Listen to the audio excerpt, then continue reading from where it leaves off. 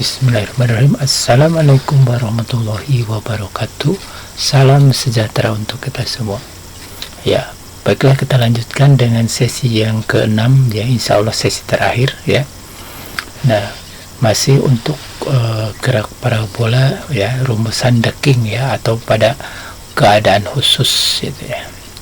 Nah, misalkan masih untuk titik titik jatuh ya, atau titik di tanah kembali, yaitu Y sama dengan 0 ya, di dasar kembali maksudnya ya. Jadi menggunakan rumus Y sama dengan V0 Y kali T kurang setengah GT kuadrat ya, maka dengan substitusi ya, nah Y sama dengan 0 gitu kan, berarti 0 sama dengan V0 kuadrat V0 sin alfa kali T dikurang setengah GT kuadrat. Sorry ya, bukan pangkat 3, ini pangkat 2 ya, kita sambil larat aja, mohon maaf ya, salah tulis ya, pangkat 2 ya. Kemudian 0 sama dengan setengah sama dengan V0 sin alfa dikurang setengah G. Kenapa ini? Nah, berarti ini sebenarnya persamaan ini ya dibagi dengan T itu.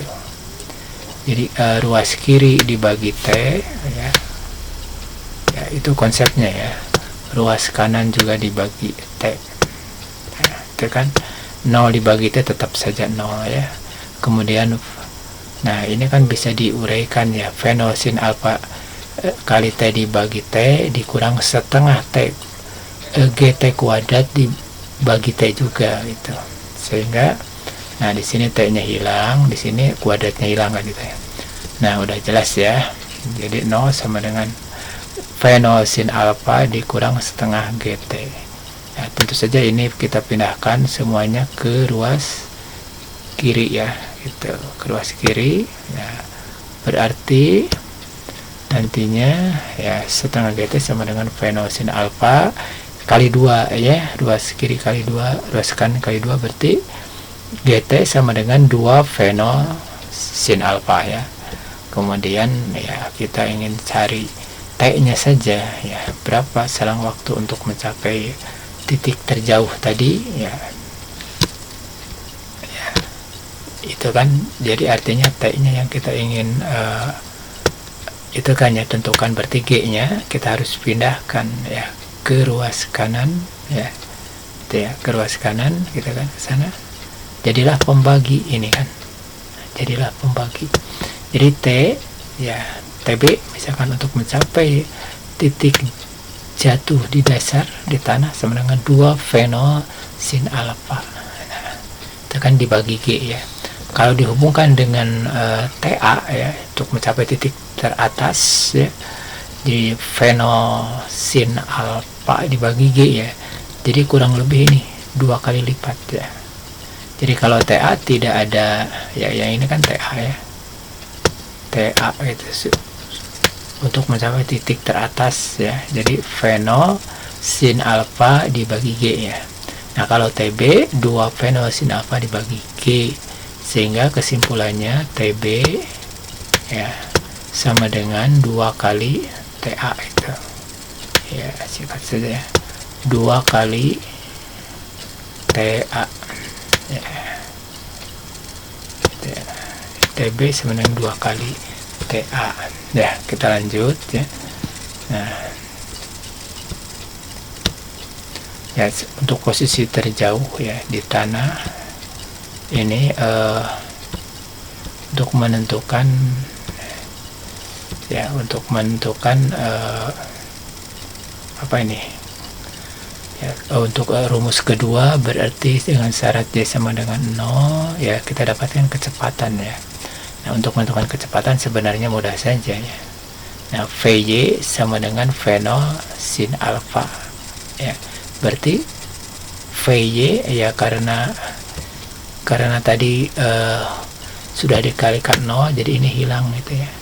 Jadi sering singkat katanya aja begini, V kuadrat sama dengan V0 kuadrat sin kuadrat alfa gitu. Jadi kalau diakarkan ya berarti VY sama dengan fenol sin alfa, atau secara singkatnya VY sama dengan fenol Y ya. Nah, lanjut ya. Nah, masih titik terjauh ya. Kita ingin menentukan jaraknya, jarak terjauhnya berapa ya. Gunakan persamaan X sama dengan fenol X atau fenol cos alfa kali T, kemudian TB nya tadi kan untuk mencapai titik terbawah ya, titik B, 2 fenol sin alfa dikali G gitu.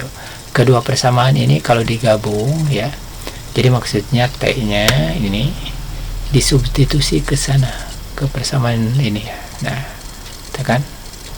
Nah, jadi X sama dengan ya, X sama dengan fenol X cos alfa dikali 2 fenol sin alfa dibagi G.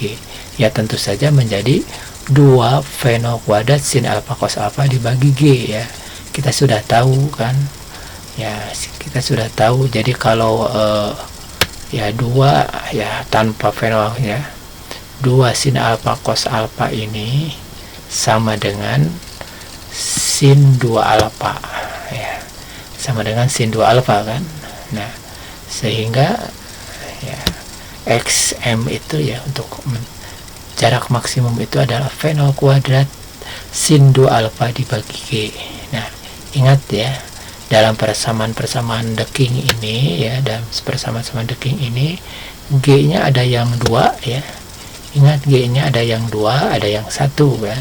Nah, kita harus tahu dari sejarahnya, istilahnya ya, dari sejarah penurunannya ya, sehingga kita tidak terkecoh kalau kita mau merumuskannya, mau mempelajarinya gitu ya, bukan hanya pemulung gitu ya.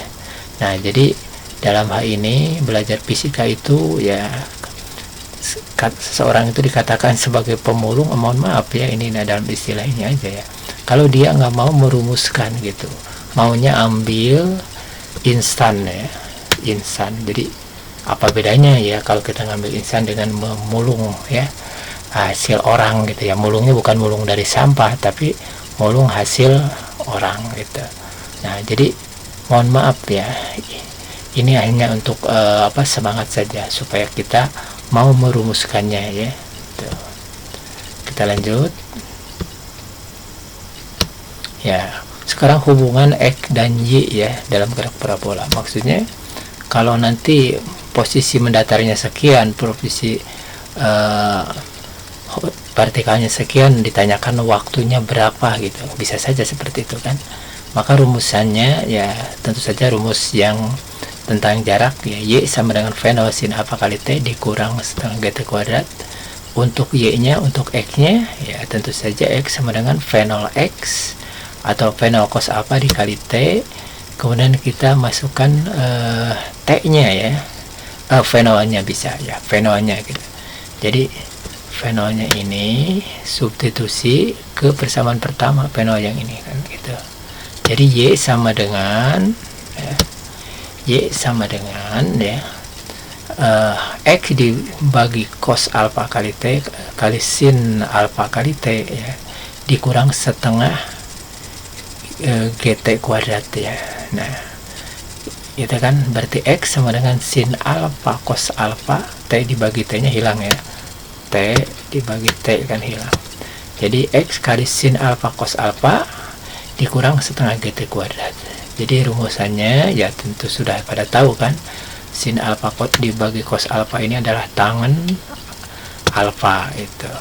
Jadi kita dapatkan rumusan baru ya, Y sama dengan X tangen alfa dikurang setengah GT kuadrat ya, itu kan.